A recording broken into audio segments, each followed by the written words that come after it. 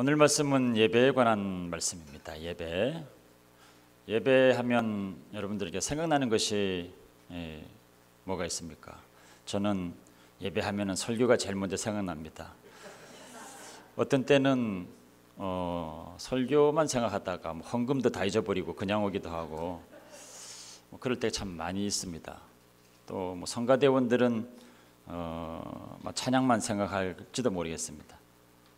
또 친교부장님은 친교만 생각할지도 모르겠습니다. 자기가 맡은 것들에 대한 생각들이 많죠. 그렇지만 대부분 성도들은 예배하면 설교를 많이 생각합니다. 설교에서 들을 말씀, 누가 설교하나, 무슨 내용으로 설교하나, 그런 생각을 많이 하거든요. 근데 오늘 우리가 예배를 드리고 있는데 이제 주보를 보면은 지금 설교하기 전까지 순서가 좀 앞에 많이 있지 않았습니까? 이 순서들 보면은 다 하나님께 드리는 겁니다. 찬양과 경배도 하나님께 드리고, 신앙 고백도 드리고, 찬송도 드리고, 대표 기도도 대표로 기도를 드렸고요. 성가대 찬양도 하나님께 올려드리고, 또 예물도 하나님께 드렸습니다. 그러니까 많은 것들을 우리가 하나님께 드리면서 예배를 하게 됩니다. 그 중에 이제 설교 시간이 되어가지고 설교를 또 듣게 되는 거죠. 설교하는 것보다 설교가 이제 시간의 분량은 좀 길지만 순서로 보면은 설교 말고 굉장히 많은 것들을 하나님께 드린다는 걸 알 수 있습니다. 그러니까 예배는 그냥 하나님 말씀만 듣고 은혜 받고 가는 것이 아니라 하나님께 무엇을 드리는 것이 예배입니다. 그래서 예배하러 오실 때 나는 무엇을 하나님께 드릴까? 어떻게 하나님께 나를 드릴까? 하는 것을 생각하시면서 오셔야 됩니다. 그런 것들을 중심으로 우리의 예배를 좀 돌아보고 또 성경에 나오는 예배에 대한 말씀을 좀 나누려고 합니다. 어릴 때 설날에 대한 그 기억이 있는데요. 설날 때 어른들을 찾아가서 세배할 때 우리들은 이제 세뱃돈에 관한 어떻게 세뱃돈을 좀 많이 받을까 그 생각만 하는데 그 세배가 세뱃돈밖에 없는 게 아니죠. 그 설날에 많은 준비를 합니다. 그때는 우리가 머리도 깎고 옷도 단장하고 목욕 제기하고 그렇게 준비를 하고 설빔을 따로 입고 그리고 이제 설날에 어른들을 찾아갔거든요. 그리고 공손하게 절을 하고 그렇게 인사를 드리면 어른들이 또 말씀을 나누죠. 덕담으로 건네주시고 세뱃돈도 주시고 그렇게 하는데 마치 그와 같은 것입니다. 하나님 앞에 우리가 나가서 우리의 준비된 것들을 드리고 또 하나님의 말씀을 듣고 하나님의 은혜를 받고 그렇게 하고 나오는 거죠. 그러니까 많은 부분 우리의 드릴 것들이 있습니다. 지금 우리가 읽은 본문은 이제 인류 최초의 예배를 우리에게 소개하고 있습니다. 최초로 하나님께 드렸던 예배, 그 예배 가운데 아주 중요한 두 가지를 본문에서 말씀하고 있습니다. 첫 번째는 예배라고 하는 것은 우리의 귀중한 어떤 것을 하나님께 드리는 거다. 우리가 가진 아주 소중한 것을 하나님께 드리는 거다 하는 것을 가르쳐 줍니다. 본문에 보면 아벨과 가인이 나와서 아벨은 기르던 양 새끼를 드렸고 또 가인은 한 해 농산물, 소산물을 하나님께 드렸습니다. 두 가지가 다 굉장히 중요한 재산이죠. 굉장히 중요한 재산입니다. 소중한 것인데 하나님께 드리면서 예배를 하고 있습니다. 예수님이 태어나셨을 때 먼 곳에서 온 동방 박사들이 예수님께 경배할 때 황금과 유향과 몰약을 내어놓고 예배를 드리게 됩니다. 근데 황금과 유향과 몰약이라고 하는 것이 당시에 굉장히 귀중한 거였습니다. 그러니까 그 시골 베들레헴 또 이 마구간 옆에 그냥 아무 데서나 구할 수 있는 것들이 아니었다는 거죠. 그 귀한 것이었기 때문에 먼 곳에서부터 출발할 때부터 미리 구입해서 준비해서 소중한 것을 들고 간 겁니다. 귀중한 것, 소중한 것을 미리 준비해 가지고 하나님께 드리면서 예배가 시작됐다고 하는 것입니다. 그러니까 예배하면은 우리의 귀중한 어떤 것을 하나님께 드리는 것이다 하는 것이 첫 번째로 가르쳐 주는 겁니다. 근데 곧이어서 그렇게 드리는 것을 하나님은 받기도 하시고 거절하기도 하신다는 겁니다. 모든 것들을 다 받으시는 것이 아니고 어떤 것은 기뻐 받으시고 연락하시고 어떤 것은 별로 안 기뻐하신다는 거죠. 그래서 우리의 예배를 한번 돌아봐야 되는 겁니다. 우리가 드리는 예배는 하나님 기뻐하시는 것인가? 하나님 정말 받으시는 것인가? 이 본문의 내용을 가지고 한번 돌아보려고 하는 겁니다. 사도행전 4장 끝에 그리고 5장으로 연결되는 부분에 보면 이제 초대교회가 세워지면서 많은 사람들이 예루살렘에 모여들었기 때문에 그 사람들의 필요를 채우기 위해서 재정적인 필요가 많이 생겼습니다. 그래서 재산이 있는 사람들은 그 재산을 팔아가지고 사람들 그 필요에 따라 나눠주고 그렇게 했거든요. 그러는 중에 바나바라는 사람은 자기 재산을 다 팔았더니 하나님께서 기뻐 받아주셔서 그 초대교회를 잘 세워가는 데 사용하게 됩니다. 근데 바로 이어서 나오는 아나니아와 삽비라는 그 사람들도 마찬가지로 이렇게 재물을 팔아서 하나님 사도들 발 앞에 내어놓았는데 하나님 받지를 않으셨습니다. 그러니까 귀한 것을 하나님께 드리는 것인데 예배는 하나님 어떤 것은 받기도 하시고 어떤 것은 거절하기도 하신다는 겁니다.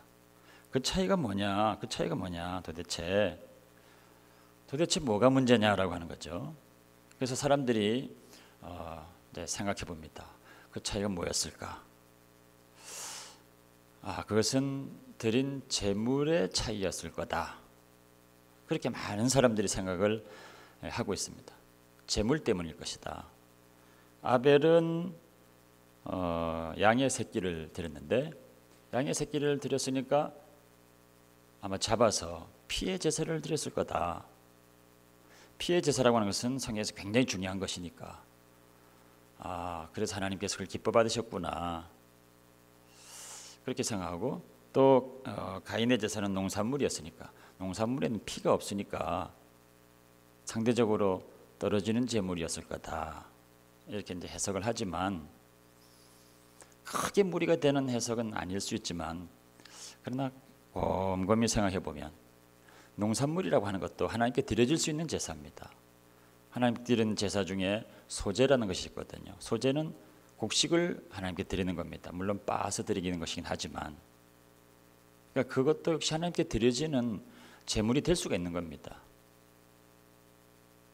그리고 아벨이 드린 양도 보면 잡아서 피를 드렸다, 피를 뿌렸다는 말씀이 여기는 없죠. 여기는 기름을 드렸다. 양의 새끼와 그 기름, 영어로는 fat portion이라고 이렇게 나와 있죠. fat portion을 그렇게 드렸다는 겁니다. 그러니까 피의 제사라는 표현은 없습니다. 또 피의 제사 이야기도 훨씬 후에 하나님이 율법으로 제정하시죠. 그러니까 이게 제물의 탓은 아닐 수 있다는 겁니다. 그러면 뭐냐?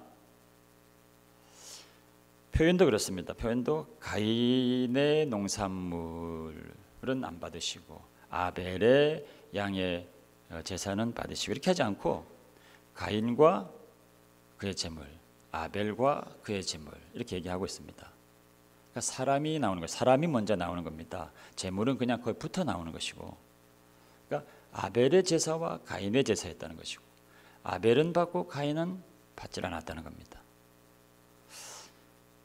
그러면 아벨은 어떻게 해서 하나님께 그 예배가 드려지게 됐는가? 아벨은 어떻게 예배를 드렸길래 그 제물을 가지고 어떻게 하나님께 예배했기에 하나님이 기뻐 받으셨는가라고 하는 것을 아무리 발견하려고 해도 이 창세기에는 좀 이게 분명하지 않습니다. 근데 저 뒤에 넘어가서 히브리서에 가게 되면 11장에 구약 시대 때 믿음으로 살았던 가장 믿음이 있었던 사람들 이름이 쭉 나열되어 있습니다. 그 믿음의 11장을 여는 첫 번째 인물이 바로 이 아벨이 소개되고 있습니다. 이 아벨은 믿음으로 하나님께 예배를 드렸다 이렇게 소개를 하고 있습니다. 11장 4절에 믿음으로 아벨은 가인보다 더 나은 제사를 드림으로 했습니다. 가인보다 더 나은 제사를 믿음으로 드렸다는 겁니다. 당연히 믿음으로 드려야 되겠죠. 근데 이 아벨의 제사가 왜 특별한가라고 하는 겁니다. 정말 이 아벨의 한 번의 제사는 특별한 것이 분명합니다. 왜냐하면 아벨은 한 번의 제사를 드리고 곧이어서 가인에게 죽임을 당하거든요. 그리고 그 인생이 끝납니다. 그 인생 평생 동안 하나님을 향해서 무엇 한 것은 아무것도 없습니다.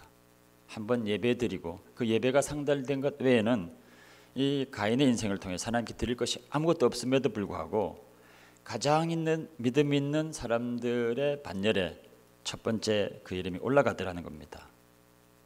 그러니까 우리가 믿음의 예배, 믿음으로 하나님을 감동하는 예배, 그 예배를 우리가 한 번이라도 드리게 된다면 우리 이름이 영원히 기억되는 것이고 그것이 너무나 중요하다는 사실입니다.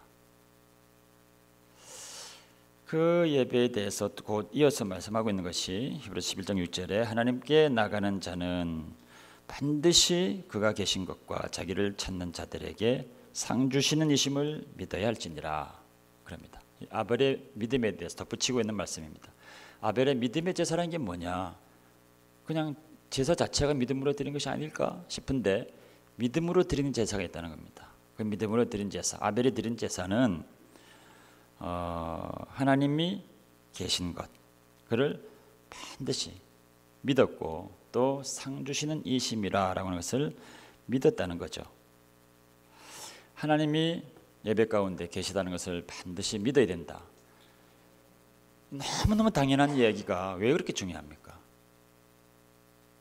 근데 너무 당연한 이야기 같은데 여기에서 차이가 엄청나게 벌어질 수 있다는 겁니다. 정말 그렇게 믿는 사람과 그렇게 믿는 것처럼 넘어가는 사람들 차이가 너무 크다는 거죠.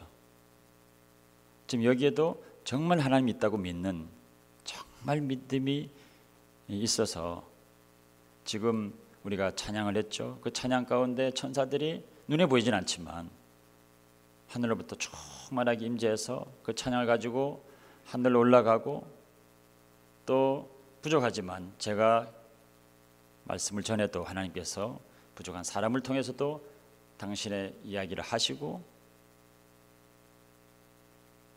또 여러 가지 모양으로 봉사를 했던 모든 부분에 성령께서 감동하셔서 그 일을 하시고 지금도 말씀을 듣고 있는 여러분의 마음을 감동하시는 것이 성령이라 라고 하는 것을 진짜로 믿으시면 믿음으로 드리는 예배입니다. 진짜로 하나님께서 우리와 함께 하신다고 하는 사실을 알면 우리 같이 믿음의 교제도 달라질 것이고 친교실의 분위기도 달라질 것이고 봉사의 분위기도 달라질 것이고 예배를 섬기는 모든 사람들의 그 하나하나 모든 순서들도 다 달라지게 됩니다. 그리고 상 주시는 이심을 믿어야지니라. 이 상 주심, 상 준다고 하니까 여러분들 뭐 상 많이 받아보셨죠? 아니신가요? 근데 상 준다고 하면은 꼭 어린애가 뭘 받는 기분이 좀 들고 표현 자체가 조금 유치한 느낌이 좀 들어서 별로 실감이 와닿질 않습니다. 그러니까 이것은 굉장히 중요합니다. 그래서 반드시 그걸 믿어야 된다고 강조를 하고 있는 이유가 있습니다. 예배 가운데 하나님이 정말 계시다고 믿으면 각 사람에게 개인적으로 하나님께서 은혜를 주시고 감동을 주시고 문제를 해결하는 메시지를 주시고 마음을 만져주시고 하는 그런 일들이 개인적으로 실제로 상으로 주어지는 겁니다. 상 주신다라고 하는 것이 표현을 조금 달리하자면 뭐 복을 주신다, 하나님께서 은혜를 주신다 그런 말씀으로 바꾸어도 괜찮습니다. 중요한 것은 하나님께서 개인적으로 이 예배 가운데 진짜로 믿는 사람들의 마음을 감동하셔서 그 마음 가운데 하여튼 복을 주신다는 겁니다. 어떤 집사님이 이제 저에게 찾아와 가지고 그런 이야기를 한 적이 있습니다. 목사님 지난해 작년에 한 해 동안에 자기가 여러 가지 일들을 많이 고민하고 수락을 하고 그랬는데 그때마다 매주 자기에게 그 상황에 딱 맞는 말씀을 설교 가운데 하셨습니다. 한 주도 그냥 지나간 적이 없이 1년을 그렇게 했습니다. 제 사정을 어떻게 그렇게 잘 아셔요? 그러는 거예요. 정말 저는 그 사정을 알 수가 없습니다. 어떻게 제가 성도들의 많은 사정을 다 알겠습니까? 근데 매주 자기에게 하나님이 하신 말씀으로 그분이 들었다고 하는 겁니다. 그러니까 정말 하나님이 계시다고 하는 것을 상 주시는 예심을 믿은 분이죠. 그런 분들에게 정말 그런 일들이 매주 예배 가운데 있었다고 하는 겁니다. 그게 가능한 거죠. 아벨은 그런 예배를 믿음으로 드린 겁니다. 그럼 그런 예배를 하나님이 계신 것과 상 주시는 예심을 믿으면서 믿음으로 믿음의 예배를 드렸는데 그런 예배를 드리자마자 이 아벨은 막 은혜가 충만하게 쏟아졌어야 되는데 곧이어서 끔찍한 죽음을 당합니다. 이건 도대체 뭐냐? 그렇게 믿음으로 예배를 드렸는데 이 그 가인의 참혹한 그런 것으로부터 왜 보호해 주지 않으셨는가? 근데 아벨의 예배는 거기까지입니다. 그 죽음을 포함한 것입니다. 그 옛날에는 십자가를 따로 설명할 방법이 없었거든요. 그래서 첫 번째 드린 이 예배를 통해서 아벨은 자기 생명까지 죽음까지 모든 것을 다 하나님께 드린 것이라. 양새끼 자기의 양새끼와 그 기름 그것뿐만 아니라 자기의 생명까지 하나님께 드린 겁니다. 그것이 예배라는 겁니다. 하나님은 그 생명까지를 받았다는 것이죠. 그러니까 우리가 예배를 드리는 것은 우리의 소중한 것들을 드릴 뿐만 아니라 나의 생명을 드리는 겁니다. 십자가에 내 모든 것들을 다 던져서 거는 것입니다. 내 감정도, 내 생각도, 나의 의도, 죄악도 모든 것들을 다 쏟아서 십자가에다 다 거는 겁니다. 다 쏟아붓는 것이, 내 생명을 다 쏟아붓는 것이 하나님께 드리는, 믿음으로 드리는 예배입니다. 그러니까 예배를 다 드리고 났는데 돌아서서 내 마음에 여전히 불편하고 또 분노가 있고 또 뭔가 해결되지 않는 것이 있고 섭섭함이 있고 괴로움이 있고 상처가 있고 쓴뿌리가 있고 죄가 있고 남아있는 것이 있다면 우리는 아벨의 예배를 아직 배우지 못한 겁니다. 다 쏟아서 드리지 못하고 뭔가 그냥 가지고 가고 있는 것이죠. 우리가 아벨의 예배를 경험하지 못하고 어쩌면 가인의 예배의 부분적인 모습이 우리 안에 있을 수도 있다는 겁니다. 하나님이 받으시는 것은, 기뻐 받으시는 것은 아벨의 예배입니다. 우리가 다 드리는, 생명까지도 다 드리는 그런 예배를 아벨이 드렸다는 겁니다. 그렇게 되면 우리 마음이 갈급해서 하나님이 뭔가 주시는 대로 막 채우지 않고는 막 견딜 수 없는 그런 상황이 되죠. 그때 하나님께서 부어주시는 것이 말씀의 은혜, 성령 충만한 성령 충만함 그런 것들입니다. 갈급하지 않으면 하나님 은혜가 쏟아져도 다 그냥 바깥으로 흐르게 됩니다. 그러나 정말 갈급한 심령들은 그 쏟아지는 말씀과 충만한 성령의 은혜들이 다 임하게 되죠. 요한복음 3장과 4장을 연이어서 읽게 되면 두 사람이 예수님과 만나는 장면이 나옵니다. 3장에는 니고데모라는 사람, 4장에는 수가성 여인, 사마리 여인이라는 여인이 나옵니다. 그 만나는 장면 패턴이 아주 비슷합니다. 두 사람을 비교하라는 뜻으로 말씀하고 있는 겁니다. 니고데모가 예수님을 보고 그렇게 묻습니다. 당신은 선한 선생님이라. 하나님으로부터 오지 않으면 이런 일들을 할 수 없는 분이라. 뭔가 배우러 왔습니다. 선한 선생님하고. 그랬을 때 예수님께서 말씀하시죠. 사람이 거듭나야 된다. 거듭나야 되는데 물과 성령으로 거듭나지 않으면 하나님 나라를 볼 수 없다. 물과 성령을 얘기하셨습니다. 그리고 4장에 가면 수가성 여인에게 수가성 여인도 예수님을 탁 만나고 나니까 진짜 예수님을 탁 만나고 나니까 아 이분이 선지자구나 해가지고 고백합니다. 주는 선지자로시군요. 그리고 나니까 예배에 대해서 너무 궁금한 겁니다. 이분이 선지자라 하는 것을 알고 나니까 늘 예배를 드리던 여인이었습니다.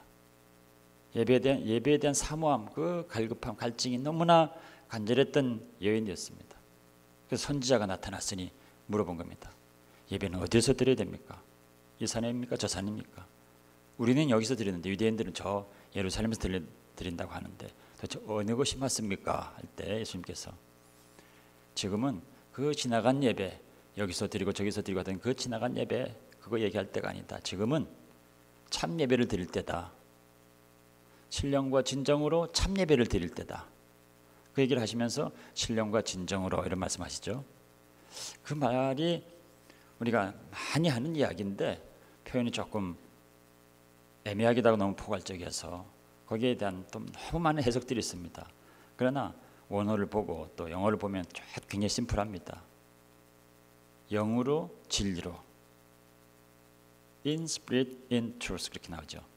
그러니까 앞서서 니고데모에게 하셨던 그 말씀 물과 성령으로 했던 말씀과 같은 것입니다.